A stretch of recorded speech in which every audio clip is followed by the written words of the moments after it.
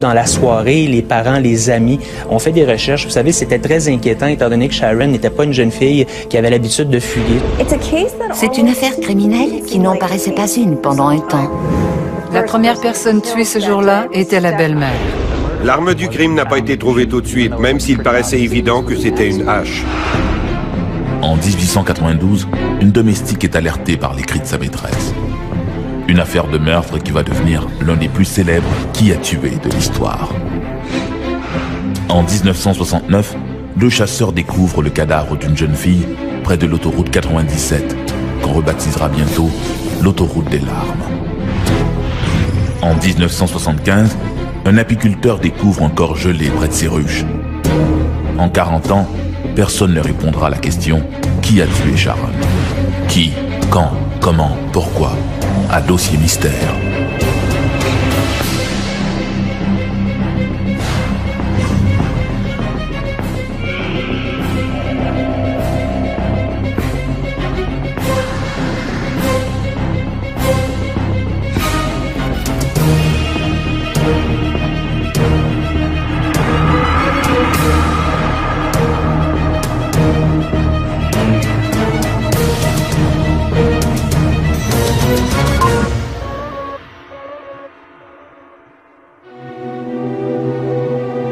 Les meurtres non résolus ont quelque chose de révoltant et de fascinant.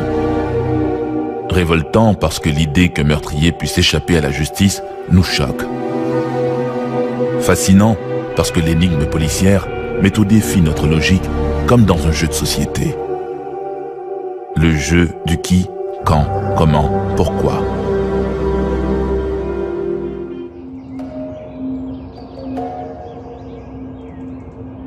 Dans sa chambre du 3e étage, Bridget Sullivan somnole. La domestique est montée s'étendre quelques instants. Depuis le déjeuner, elle a l'estomac à l'envers. Il faut dire que la soupe au mouton servie un peu plus tôt n'était pas des plus fraîches.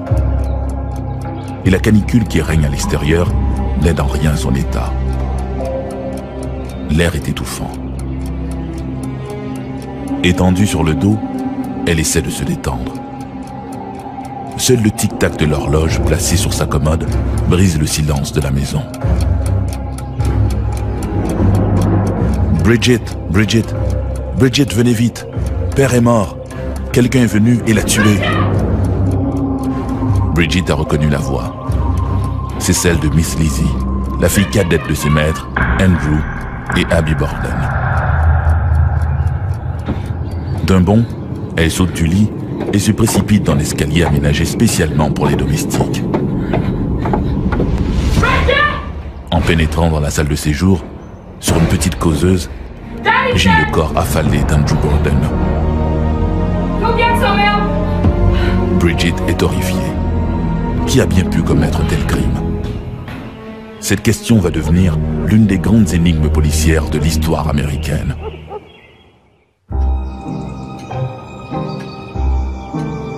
Nous sommes le 4 août 1892, à Fall River, au Massachusetts. Ce matin-là, vers 8 heures, la famille Borden se réunit pour prendre le petit déjeuner. Au 19e siècle, la famille Borden était l'une des familles les plus puissantes ici, dans la région de Fall Rivers. Andrew Jackson Borden avait dû travailler dur pour faire sa fortune. Il avait commencé comme charpentier et ébéniste et finalement avait réussi à devenir banquier. Les membres de la famille Borden étaient Andrew Jackson Borden, sa deuxième épouse Abby Duffy Gray Borden et ses filles Lizzie et Emma. Lizzie et Emma étaient les filles de sa première épouse Sarah Borden, décédée alors que Lizzie n'avait que 3 ans. Monsieur Borden s'était remarié lorsque Lizzie avait 6 ans. Et Abby était la seule mère que Lizzie n'ait jamais connue. Ce matin-là, il y avait 5 personnes à la maison. Lizzie, qui affirme avoir dormi tard, Monsieur et Madame Borden, Bridget Sullivan, la domestique des Borden qui était à leur emploi depuis environ 3 ans, ainsi qu'un visiteur, l'oncle John Morse. John Morse était le frère de Sarah Borden, la première épouse de Monsieur Borden, et l'oncle de Lizzie et Emma. Ce matin-là, John Morse a été le premier à partir, car il avait affaire en ville. De son côté, Lizzie dira qu'elle est descendue, qu'elle a trouvé son père assis à table et qu'elle lui a remis une lettre à poster.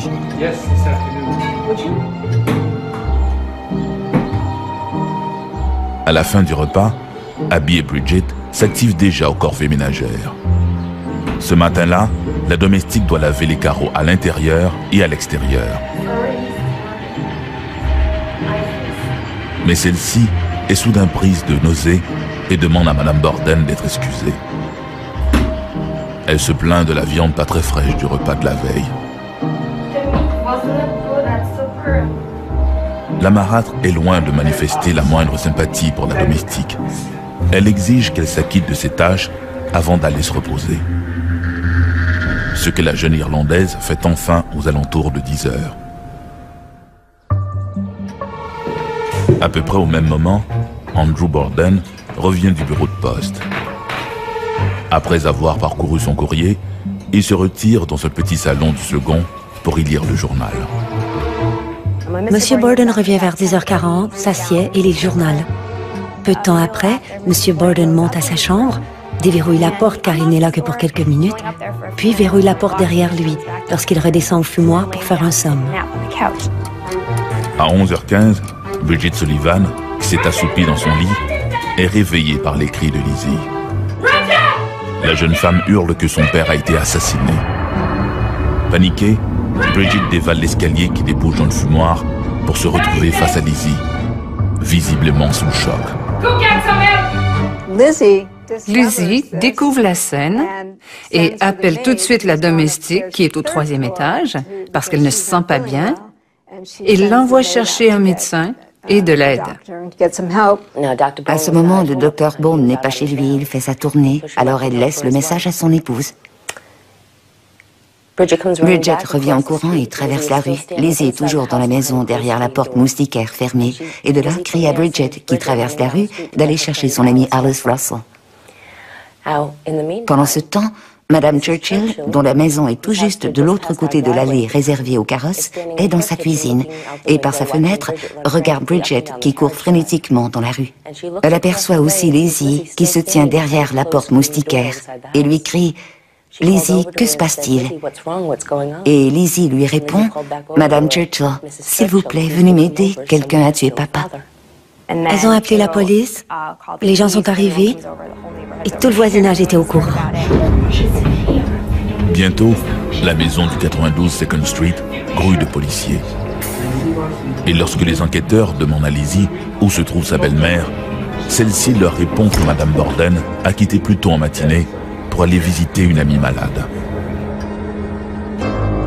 Lizzie dira que ce matin-là, sa belle-mère avait reçu une note de la part d'une amie malade et qu'elle était partie lui rendre visite. Mais aucune amie malade ne s'est jamais manifestée, aucune note n'a été trouvée et aucun courrier ne s'est jamais présenté pour dire qu'il avait livré un quelconque message à la maison ce matin-là. Malheureusement, il n'en est rien. En faisant le tour de la résidence, un policier en compagnie de Bridget et d'une voisine trouve le corps ensanglanté de Madame Borden dans une chambre du 2e étage. La sexagénaire a elle aussi été assassinée à coups de hache. La première personne à avoir été tuée ce jour-là fut la belle-mère. Elle était dans la chambre des invités, de cet invité qui était là le matin, et elle changeait les draps ou quelque chose du genre, quand quelqu'un est arrivé derrière elle et l'a frappée à la tête avec une hache environ 19 fois. L'arme du crime n'a pas été trouvée tout de suite, même s'il paraissait évident que c'était une hache. Un meurtre à la hache est quelque chose de très violent. C'est un crime de passion commis par quelqu'un qui est très en colère. Cette personne veut non seulement tuer, mais détruire sa victime de toutes les manières. Les premiers soupçons des enquêteurs évoquent un rôdeur qui se serait introduit dans la propriété. Après tout, M. Borden, un banquier prospère et avare, a pu être victime d'un vol ou d'une vengeance. Qui a tué Andrew Borden? Monsieur Borden aurait pu avoir des ennemis dans le monde des affaires. C'était un homme d'affaires respecté, mais je crois que quelques-uns de ses locataires n'auraient pas vu les choses du même œil. Il était très strict en ce qui concernait la collecte des loyers, et si vous étiez en retard, il ne vous pardonnait pas. Lizzie Borden affirme que vers 11 h du matin, elle est sortie dans la cour pour cueillir des poires, puis qu'elle est allée dans la grange afin de chercher des hameçons en prévision d'une excursion de pêche. D'après son témoignage, elle affirme avoir été absente de la maison entre 15 et 20 minutes, soit le temps nécessaire pour que quelqu'un s'introduise dans la maison et tue sa belle-mère Abby ainsi que son père Andrew qui somnolait sur le divan. Durant le même laps de temps, la domestique Bridget, qui était dans la maison, affirme n'avoir rien entendu. Rien n'a été volé, rien n'a été déplacé, aucune trace d'effraction, aucun signe de résistance ou de bagarre, ce qui laisse croire que les victimes connaissaient leur assassin. L'attention des inspecteurs se tourne vers le seul visiteur présent dans la maison ce matin-là, John Morse. Un des premiers suspects fut l'oncle John Morse, qui a été rapidement écarté, car il était à l'autre bout de la ville, en visite chez des amis. Son alibi était très solide, certains diront même trop solide. En revenant sur 2nd Street cet après-midi-là, il aurait conversé avec 3 prêtres à bord du tramway et aurait même mémorisé le numéro que le chauffeur portait sur sa casquette. À son retour, il a aperçu la foule autour de la maison et, plutôt que de se hâter pour savoir ce qui se passait, il a cueilli une pomme et il est resté debout devant la scène à manger sa pomme. Alors je crois qu'il savait exactement ce qui se passait et qu'il avait quelque chose à y voir. Puis, il y a Emma Borden, curieusement absente au moment des meurtres. Emma était à Fairhaven, au Massachusetts, en visite chez des amis. Elle était hors de la ville depuis les 2 dernières semaines. La seule manière dont Emma aurait pu à cette époque venir ici commettre les meurtres, puis retourner à Fairhaven à temps pour recevoir le télégramme, ça aurait été d'avoir une Ferrari. La domestique Bridget Sullivan est quant à elle rapidement disculpée. À ce moment précis, Bridget Sullivan est à l'extérieur, occupée à laver les vitres. Et elle a un alibi. Ce matin-là, des gens l'ont vue à l'extérieur. Finalement, il ne reste comme possibilité que l'impensable. Lizzie Borden aurait tué son père ainsi que sa belle-mère et la scène de crime témoigne d'une rage incroyable. Frapper quelqu'un aussi souvent comme Abby, 19 fois, c'est de la rage.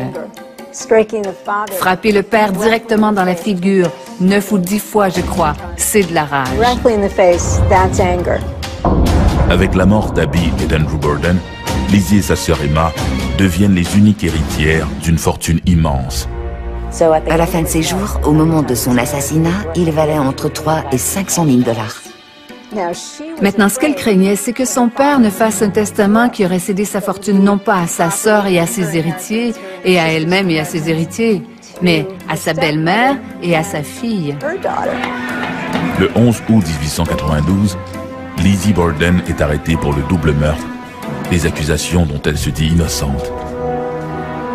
Son procès s'ouvre le 5 juin 1893 dans la ville voisine de New Bedford.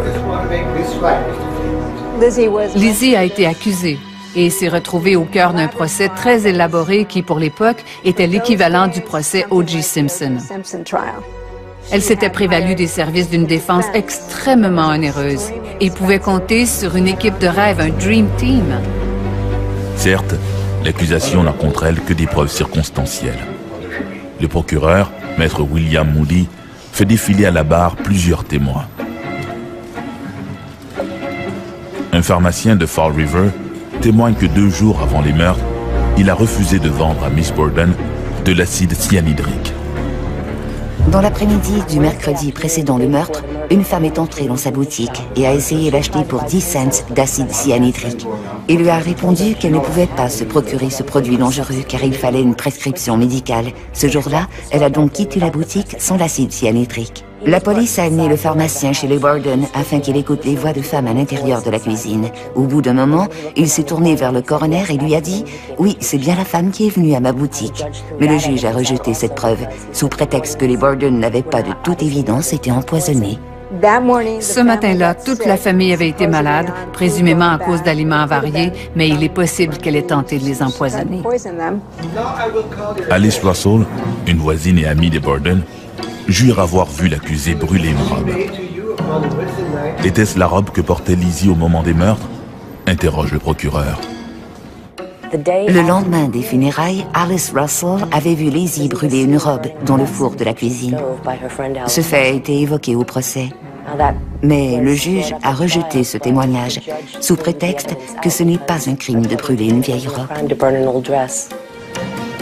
Bridget Sullivan, la domestique, contredit une partie des affirmations de la principale intéressée. Un fait à signaler est que lorsque les enquêteurs sont entrés dans la maison, Bridget les a guidés au sous-sol et elle a remarqué un panier contenant des guenilles ensanglantées. Et elle s'est dit, ça n'était pas là hier. Et Lizzie a répondu, oui, ça y était, j'avais mes règles et j'ai posé ça là. Mais ça pourrait très bien être les guenilles dont se serait servi Lizzie pour s'essuyer le visage et qu'elle aurait posé là avant d'appeler Bridget à l'aide. Elle avait une petite tache de sang, mais elle prétendait qu'elle avait ses règles. Le jury étant entièrement composé d'hommes, il n'avait pas la liberté de poser de questions sur ses affaires strictement féminines. Le fait que Lizzie Borden soit une femme de bonne famille influence les décisions du juge Albert Mason dans l'admission des preuves potentielles. Après l'audition des témoins de l'accusation, Maître George Robinson appelle sa cliente à la barre. Mais le témoignage en défense de Lizzie Borden paraît tissé de fil blanc. Elle présente une histoire qui ne tient pas debout. D'abord, elle affirme qu'après avoir rencontré son père et qu'il soit allé dans le fumoir, elle a eu envie de manger, alors elle se dirige vers la grange pour chercher des hameçons pour l'excursion de pêche qu'elle prépare. Ensuite, elle change son histoire et dit qu'elle cherche un fil d'acier pour réparer un moustiquaire de la maison. Elle va dans la grange et cueille des poires parce qu'il y a des poiriers dans la cour. Mais elle n'arrive pas à être cohérente. Elle change continuellement de version à propos de là où elle est, à quel moment elle y est, tout dépendant à qui elle parle et à quel moment. Une autre preuve qui sera mise de côté, et c'en est une d'importance, c'est l'ensemble du témoignage de Lizzie. Durant ces 3 jours de témoignage, le procureur avait souligné pas moins de 50 contradictions. Il avait mis 10 mois à préparer sa cause contre elle, et maintenant, toutes les preuves qu'il avait venaient de disparaître. Pour son avocat, Maître George Robinson, toutes ces accusations ne reposent que sur des spéculations gratuites. Où sont les preuves? Où est l'arme du crime? Et où est passé le sang sur les vêtements de sa cliente? N'est-ce pas là la preuve de son innocence? À l'issue de 2 semaines d'interminables dépositions, le jury met moins d'1 heure pour rendre son verdict. Non coupable. Toutes les preuves circonstancielles la pointent du doigt, les moindres étant celles de collusion ou de complicité. Et elle est acquittée. Elle est acquittée essentiellement parce que la poursuite a fondé sa cause sur le raisonnement suivant: si ce n'est pas léser la coupable, alors qui est-ce? Elle fut acquittée, mais ça ne veut pas dire qu'elle était innocente. Elle fut acquittée et elle est retournée vivre le reste de sa vie à Fall River comme une femme solitaire. Lizzie Borden est libre. Libre de profiter de son héritage, mais elle vit comme un paria. Lizzie, sa sœur Emma, achète une maison de l'autre côté de Fall River appelée Maplecroft, et elle vit là avec une sorte de nuage noir au-dessus de la tête pour le reste de ses jours. Lizzie mène un grand train à Maplecroft. Elle avait 2 grandes chambres, faisait des fêtes somptueuses avec des vedettes de cinéma et avait des compagnons qu'elle n'arrivait pas à garder. En 1905, Emma quitta la maison et les 2 sœurs ne se reparleront plus jamais. Les rumeurs populaires lui prêtent une liaison avec la jolie comédienne Nance O'Neill, qui lui est demeurée fidèle. En 1913, sa sœur Emma déménage à quelques rues de Maplecroft. Elle n'adressera plus jamais la parole à sa sœur. Aurait-elle surpris Lizzie dans une situation scabreuse? A-t-elle découvert que sa cadette n'était pas aussi innocente qu'elle le croyait? Emma ne commentera jamais les raisons de cette séparation définitive de sa sœur. La seule personne à qui nous savons qu'Emma a confié ses motifs d'avoir quitté Maplecroft est son révérend pasteur. Bien sûr, il n'a jamais rien répété à personne. Il a simplement suggéré qu'elle s'était sortie d'un mauvais pas. Aujourd'hui, la maison du 92 Second Street a été transformée en un bed and breakfast où, pour quelques dollars, on peut dormir dans la chambre où Madame Borden a été assassinée. On dit l'endroit hanté par des âmes troublées. Voilà qui est intéressant. Cette maison est là depuis plus d'1 siècle et demi et les Borden n'ont vécu là que quelques décennies. C'était une maison de chambre et toutes sortes de gens l'ont fréquentée. Et si vous reculez dans l'histoire, vous découvrirez que ce ne sont pas les seules personnes à être mortes dans la propriété. Ce ne sont même pas les deux seuls Borden à y être morts. Je n'ai jamais aimé dire « cette maison est hantée ». Je préfère dire « la maison est active ». J'ai aménagé dans cette maison il y a 7 ans et j'étais une sceptique à l'époque. Aujourd'hui, en toute confidence, je puis vous dire que j'ai changé d'idée à propos de ce qui se passe dans cette maison. Oui, elle est très très active. L'affaire Lizzie Borden demeure l'un des plus célèbres whodunit, qui a tué, de l'histoire criminelle américaine. Une vingtaine de livres lui ont été consacrés. Et jusqu'ici, le mystère persiste.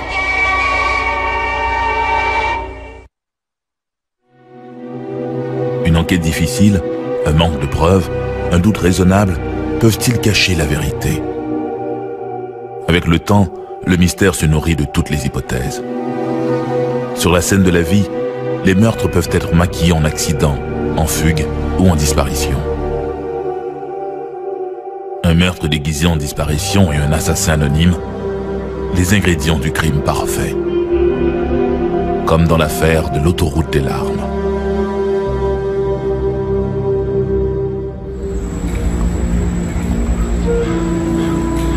À l'aube, les policiers entreprennent de ratisser un secteur forestier, juste au nord de Terrace.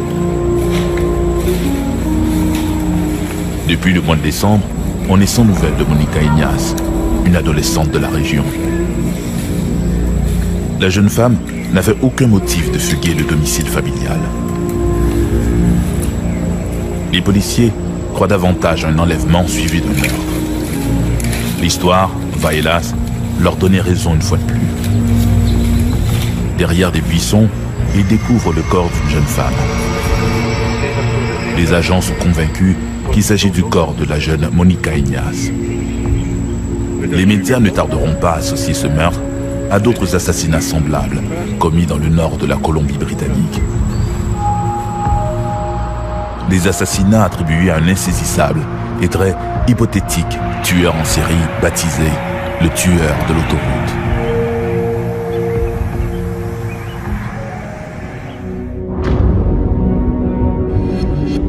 Confrontés à une nature sauvage et démesurée, les habitants des Rocheuses canadiennes sont concentrés au sud, près de Vancouver, Victoria et Kelowna.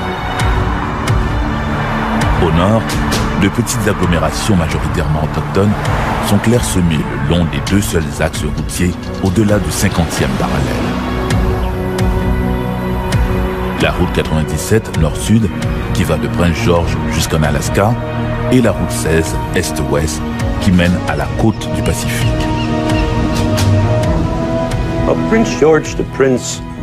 De Prince George à Prince Rupert, il y a environ 800 km.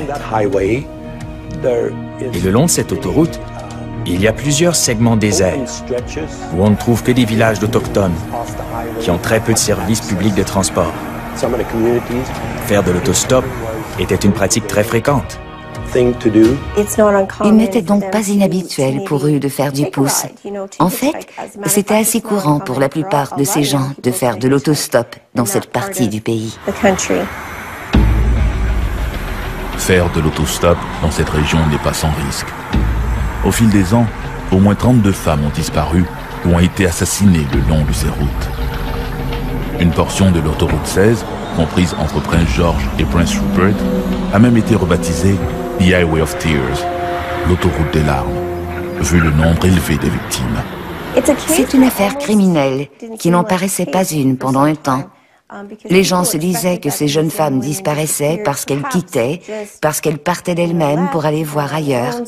Vous savez, c'est le nord de la Colombie-Britannique ici. Nous avons un style de vie un peu plus libre, où faire du stop est pratiquement un mode de vie.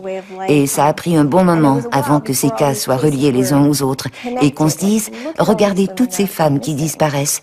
Et je crois que c'est uniquement lorsqu'on a commencé à trouver les cadavres que les gens ont pris conscience qu'il ne s'agissait pas de simples disparition, mais bien de l'assassinat de femmes.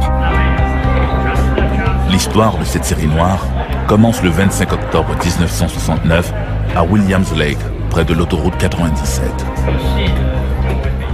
Gloria Moody et son frère Dave se retrouvent dans le bar du Ranch Hotel où ils logent pour prendre quelques consommations. Puis Dave décide de retourner à sa chambre avec sa sœur.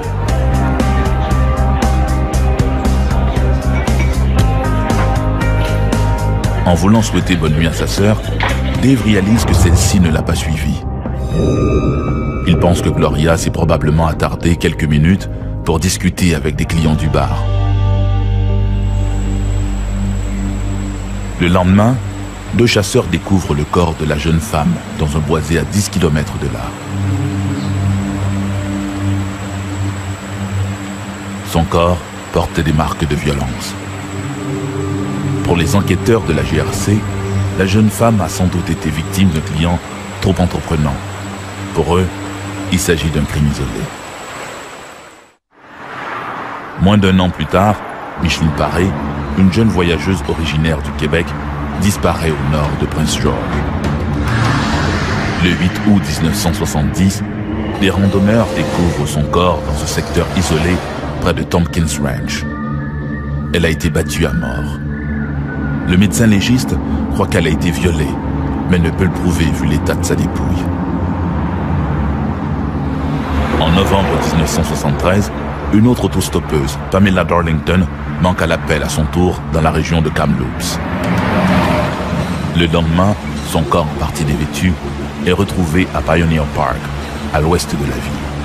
Elle a été violée et battue à mort. Les enquêteurs apprennent bientôt que, le soir de sa disparition, une voiture blanche au rose saumon a été vue quittant à vive allure le secteur de Pioneer Park près d'une voie ferrée.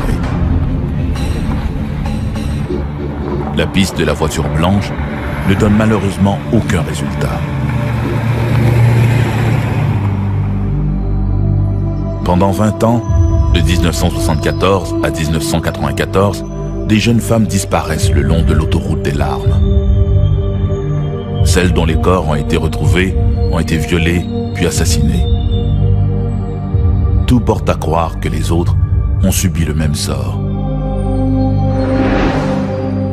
Les enquêteurs commencent à se demander si ces crimes ne sont pas liés entre eux. Il est difficile de relier autant de femmes disparues le long de l'autoroute des larmes. Probablement parce que c'est géographiquement gigantesque. Quel type de personne traverse ce genre de paysage sur une base suffisamment régulière pour être en mesure d'agresser ces femmes? Si les médias parlent alors ouvertement du tueur de l'autoroute, les enquêteurs de la GRC pensent qu'il y a peut-être plus d'un tueur en série à l'œuvre. Nous n'avons pas d'informations qui pourraient laisser supposer qu'une seule personne ou groupe de personnes soit responsable des disparitions ou des meurtres le long des routes de Colombie-Britannique. Quoi qu'il en soit, nous devons d'explorer les 2 hypothèses et nous restons ouverts aux 2 scénarios. Mais il y a une crainte aussi. S'il n'y a plus qu'une personne impliquée, ça devient plus inquiétant, parce que cela voudrait dire qu'il n'y a plus qu'une personne qui cible ces jeunes femmes. Les autorités policières ont de leur collimateur plusieurs suspects, liés à l'une ou à l'autre de ces victimes. Des individus louches, parfois au lourd passé criminel, sont interrogés sans succès. Au cours des années, un certain nombre de personnes, disons, dignes d'intérêt, ont pu être identifiées. Nous avons même demandé l'aide du public afin d'identifier certains de ces suspects. Mais quoi qu'il en soit, aucune accusation n'a jamais été portée en relation avec ces affaires. Bien sûr, notre première responsabilité est d'élucider ces cas pour éventuellement permettre aux familles des victimes de faire leur deuil. Malgré les efforts des enquêteurs, la liste des victimes s'allonge. En juillet 1994, Roxanne Tiara, une adolescente de 15 ans, disparaît de Prince Rupert. Malgré son jeune âge, Roxanne est reconnue pour se livrer à la prostitution. Son cadavre est retrouvé le mois suivant dans des buissons près de Burns Lake sur l'autoroute 16. Le 21 juin 2002, Nicole Durbin Haar, une jeune femme de 25 ans, originaire de Red Deer en Alberta, venue dans la région de Prince George pour y planter des arbres, n'arrive jamais à destination. Des battues d'une ampleur sans précédent sont organisées et une récompense de 25 000 $ est offerte. Son corps ne sera jamais retrouvé. Le 21 septembre 2005, Tamara Shipman, une jeune femme de 22 ans, sera vue la dernière fois faisant de l'autostop sur l'autoroute 16 à la sortie de Prince Rupert. Aucune trace de la jeune fille ou de son cadavre. L'année suivante, la Gendarmerie royale du Canada, qui refusait jusqu'alors de parler ouvertement d'un tueur en série, décide de revoir ses disparitions et ses homicides et créer le projet IPANA. Le projet IPANA, qui réfère directement à l'enquête sur l'autoroute 16, a commencé à l'automne 2005. Pour faire partie de ce projet de personnes disparues, il faut être une femme, il faut avoir été déclarée disparue ou retrouvée assassinée à l'intérieur d'un rayon d'1,5 km de 3 autoroutes spécifiques de Colombie-Britannique. L'autoroute 97, l'autoroute 16 et l'autoroute 5. 6 ans après la création du projet IPANA, la GRC annonce avoir enfin résolu un premier cas, celui de Colin McMillan, assassiné 40 ans plus tôt. Son meurtrier est Bobby Jack Fowler, un tueur en série américain de l'Oregon. Il serait très probablement aussi l'auteur des meurtres de Gaylan Weiss et de Pamela Darlington, toutes deux assassinées à l'automne de 1976. Fowler, incidemment, possédait à l'époque une Buick blanche. Il ne sera jamais inculpé de ces meurtres. Jack Fowler est décédé dans une prison de l'Oregon en 1996. Depuis ce temps, d'autres jeunes femmes continuent de disparaître dans cette vaste région de la Colombie-Britannique. Comme la brume matinale, un voile de mystère s'accroche à l'autoroute des larmes. Les familles des victimes attendent en vain une réponse et une consolation à leur immense chagrin. L'équipe d'enquêteurs d'IPANA avait eu pour mission de trouver un nom qui serait en rapport avec la douleur que vivent les familles des victimes. Et Pana, dans la mythologie inuit, réfère à la déesse Pana, une divinité qui, d'après la croyance, veille sur l'âme des humains qui séjournent dans le monde des esprits en attendant qu'ils soient réincarnés. Sans résolution, les âmes errantes des jeunes victimes planeront éternellement au-dessus de ce coin de paradis dans les Rocheuses canadiennes.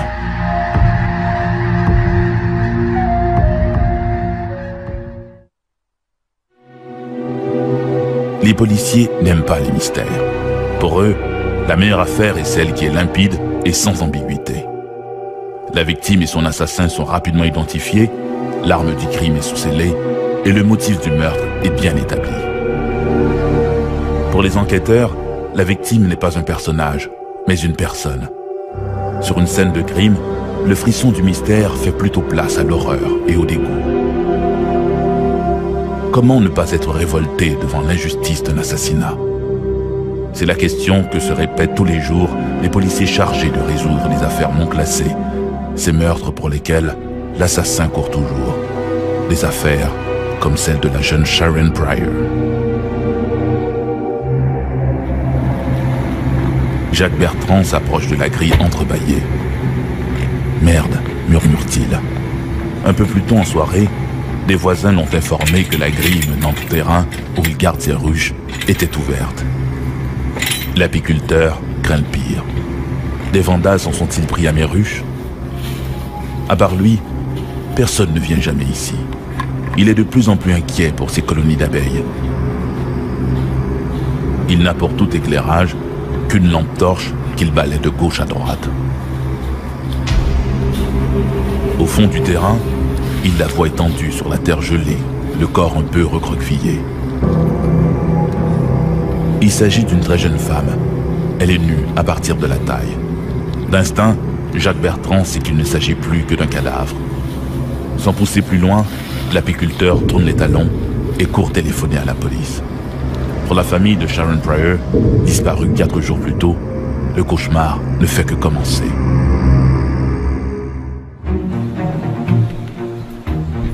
À la veille de Pâques, en ce samedi 29 mars 1975, Sharon Pryor s'est levée tôt dans le modeste logis de la rue Congrégation à Montréal. Elle se dépêche car elle veut décorer des œufs de Pâques qu'elle va cacher pour ses petits frères Jojo et Steven. Sharon était la plus âgée, c'était mon aînée. Elle était un peu timide, mais lorsqu'elle était avec ses amis, elle était bien. Elle était populaire, amusante, fiable. Elle travaillait fort tant à l'école qu'à la maison. Elle aidait sa mère avec les plus jeunes de la famille. Et elle était tout simplement affectueuse, très attentive. Tout le monde n'avait que de belles choses à dire à son propos. Elle était comme ça. La gentille fille d'à côté, tarte aux pommes et crème glacée. Yvonne est allée chercher des lapins de Pâques en chocolat et tout ce qu'il faut pour le dîner pascal du lendemain. Il est environ 10 heures. À 13 heures, Sharon doit aller récupérer son nouveau blouson brodé aux couleurs de son équipe de quartier. Elle s'est donc rendue au YMCA pour y récupérer son blouson et elle a pris son petit frère adoptif de 4 ans avec elle.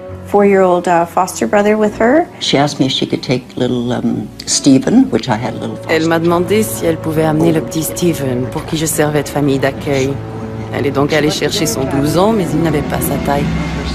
Elle a quand même pris celui de son amie Debbie et en rentrant à la maison, elle est allée le livrer chez elle, sur la rue Charon. Ensuite, elle est rentrée à la maison et s'est mise à peindre des œufs de Pâques.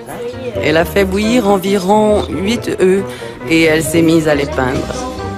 Elle voulait les offrir au petit Steven et à son frère.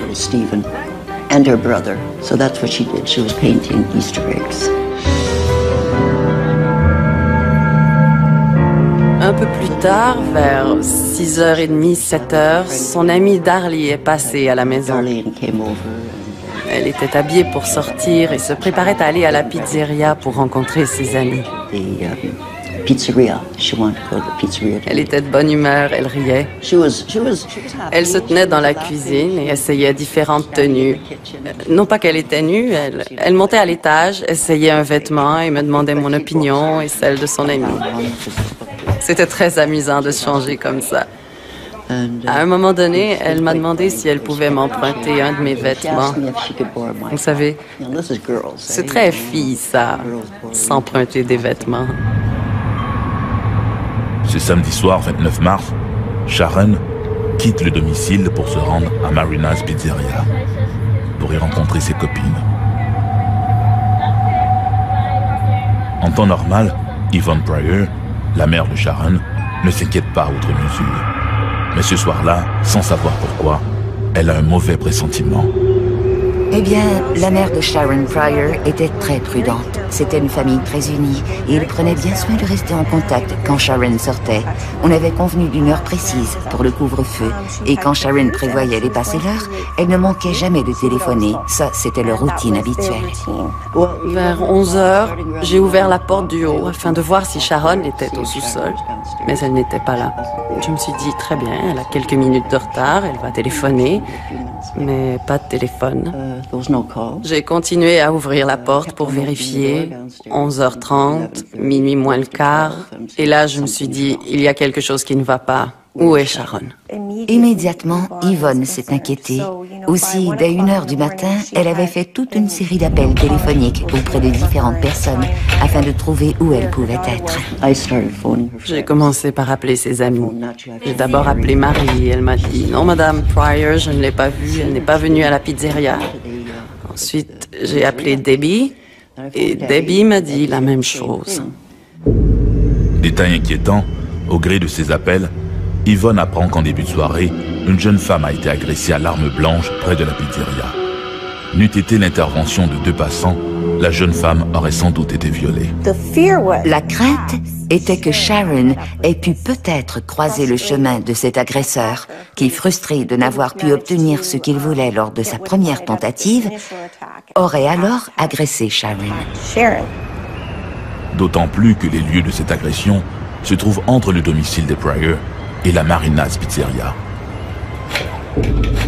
C'est les parents de Sharon, en début de nuit, qui ont avisé la police de Montréal pour rapporter la disparition. Les policiers sont venus et je leur ai expliqué ce qu'il en était. Et ils m'ont répondu, « Vous savez, c'est une adolescente. Elle a 16 ans et elle a peut-être oublié. Elle est peut-être chez des amis, peut-être même qu'elle a bu. » Il m'a dit, « Appelez-moi demain matin si elle n'est pas rentrée. Si vous n'avez toujours pas de nouvelles, rappelez-nous. » Le lendemain matin, j'ai appelé les policiers vers 9 heures. Je n'avais pas dormi de la nuit, j'en étais incapable. J'étais très fatiguée. J'ai donc appelé la police et ils sont venus. Ils m'ont demandé si j'avais une photo de Sharon et ils m'ont dit qu'ils allaient remplir un rapport de disparition. Durant tout le week-end, qui coïncide avec la fête de Pâques, une kyrielle de bénévoles organise des fouilles minutieuses dans tout le quartier.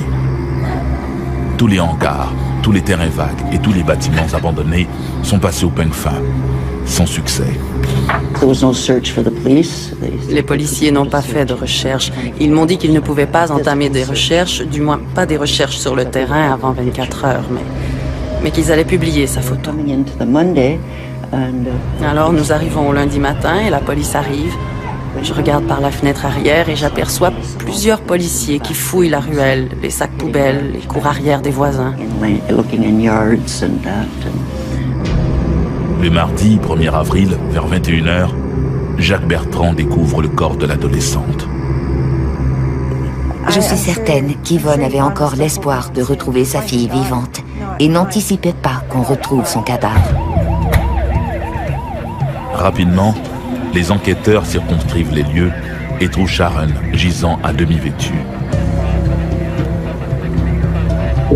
Selon toute vraisemblance, l'adolescente a été violée et battue à mort. Pour la police, l'agresseur de Sharon Pryor est un familier du secteur. Il a sans doute présumé que les activités apicoles ne reprendraient que beaucoup plus tard dans la saison et qu'à ce moment-là, sa victime ne serait plus qu'un squelette. Sa petite culotte, accrochée à une branche, et son jean sont retrouvés à quelques mètres de là. Les enquêteurs, durant cette enquête-là, ont tenté d'établir des relations avec d'autres événements similaires survenus, que ce soit avant ou après.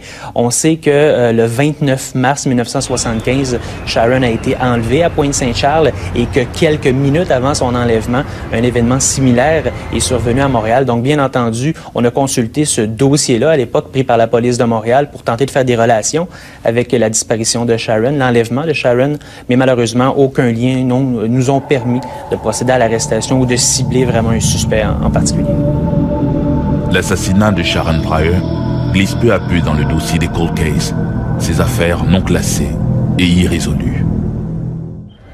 En 2004, presque 30 ans après le meurtre de l'adolescente, la police réactive l'enquête qui, dans les faits, n'a jamais vraiment été fermée. Donc, en 2004, l'information qui est parvenue aux enquêteurs à l'effet que la jeune Sharon Pryor aurait pu être détenue à un certain moment dans les 3 jours à l'intérieur d'un garage sur la rue Favard à Pointe-Saint-Charles. Malheureusement, après enquête, c'est impossible pour nous de confirmer que Sharon a été présente dans ce garage-là entre le 29 mars et le 2 avril. J'ai vraiment cru que cette enquête serait résolue très rapidement. J'y ai vraiment cru. Mais pas 37 ans plus tard. Et me voilà assise ici aujourd'hui. Et ce n'est toujours pas résolu. Donc, c'est un dossier, comme je vous le dis, qui est toujours actif. On attend l'aide du public dans ce dossier-là et les avancées technologiques du laboratoire de sciences judiciaires. Dans mon fort intérieur, tout ce que je peux me dire, c'est que je ne cesserai pas de chercher l'assassin ou les assassins de Sharon, tant que son meurtre n'aura pas été résolu, ou tant que je ne serai pas arrivée au dernier jour de ma vie.